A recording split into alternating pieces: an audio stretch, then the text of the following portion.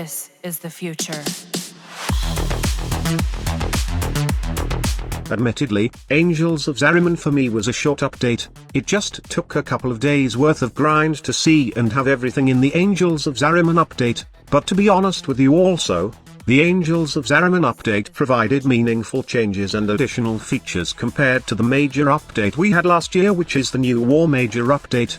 A very short introduction to what exactly is Zariman is just fine for me as long as it has features that are worth farming, compared to 4 hours of story-driven content that is all flares but has no valuable substance. But this video is not about comparing the new war with the Angels of Zariman update, as I'm still happy that Digital Extremes are providing content to us. What we're going to talk about in this video is how the Angels of Zariman somehow changed the meta when it comes to different factions in the game. I'm talking about global damage here, and simply not swapping to what type of element a faction is weak against. Well, you can't feel this at low level, because enemies die fast no matter what element type or combination you are using. For as long as you got damaged mods or some critical mods, then they will just lay flat on the ground. However, you might want to consider using the specific damage types in higher levels against specific factions, especially in sorties, steel path levels, or even diving into level cap endurance runs. All I'm saying is, that modding for the right element is necessary to make fights a lot faster. However, is it really necessary after the Angels of Zariman? The update dropped a bomb of a feature, when Digital Extremes decided to make Unairu insanely meta in terms of making fights a lot easier. I'm not just talking about the damage buffs on amps here, but the ability to remove armor with caustic strike, and shield with magnetic flare. It even made some abilities obsolete, to be honest. Take for example Ash Seeking Shuriken, which, the main purpose is to strip enemy armor. Seeking Shuriken builds on Ash, or any Helminth related builds are obsolete right now because of Unairu's caustic strike. It lets you save up mod space, and you can min-max your Warframe build, and the good part is, picking up other focus wouldn't be troublesome for those who are worried about energy regen, since the operator now has an arcane that grants energy. Pair this with Arcane Energize, and you will not worry about energy at all. Just a reminder though, Emergence Dissipates Energy Orb doesn't proc with Arcane Energize. With all these things in mind, Unairu Focus has become the top dog in terms of focus school, and it's so handy to use in almost every mission since it works in most enemies in the game.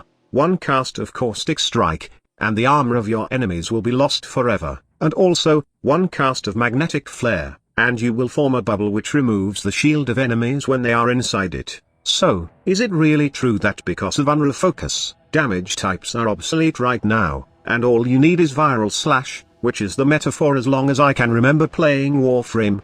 Our opinions vary about this, and I would love to hear your thoughts on this one, but for me, I think getting something from Unairu that can both remove armor and shield doesn't mean damage types are useless right now. There's indeed no point modding for magnetic, radiation, corrosive, or even the basic elements if you have something that can expose the flesh of enemies. All you need is Slash and Viral and the battle will be over shortly, but take note that Caustic Strike and Magnetic Armor work in almost all enemies in the game, but not all. There are instances, like Eidolon fights, that Unairu's shield and armor removal doesn't work. Hell, even Unairu Wisp still doesn't work in Eidolon hunts right now. There are still big bosses in the game that are immune to Unairu's abilities. It may be very effective on trash mobs, but when it comes to killing and farming big bosses in the game, relying on Unairu and modding for Viral and Slash is not an option. Secondly, it depends on the player whether he or she wants to incorporate operator gameplay in his or her play style. Switching from Warframe to operator right now has this short delay that makes it annoying sometimes, and both Caustic Strike and Magnetic Flare are not one-tap abilities that can remove all armor within a room. Caustic Strike throws a bomb that explodes within 8 meters radius only, and that's the radius of the armor strip.